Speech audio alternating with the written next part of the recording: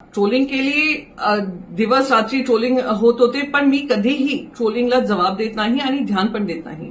पण आता त्यांनी सगळे हद पार करून माझा ॲड्रेस, मुंबईचा ॲड्रेस, जिथे माझा परिवार राहतात, त्यांनी सोशल मीडियावर टाकलं आहे. त्यांची 2% पब्लिसिटीसाठी आणि 2% फेमसाठी त्यांनी माझा ॲड्रेस सोशल मीडियावर टाकला आहे.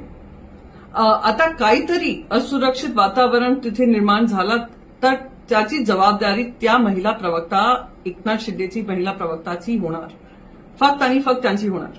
आणि एकच बात मी करून आपली बात संपवणार आणि मुद्दा संपवणार की ताई, मी अमराठी होऊ शकते आणि माझी मराठी कमजोर होऊ शकते, पण माझं इमान कमजोर नाही. अमराठी होऊ शकते, पण मी गद्दार नाही. आणि हे मेसेज तुमच्यासाठी आहे, पण तुमच्या सगळी महिला गँग पण याच्यावर विचार करा. जय महाराष्ट्र, जय हिंद.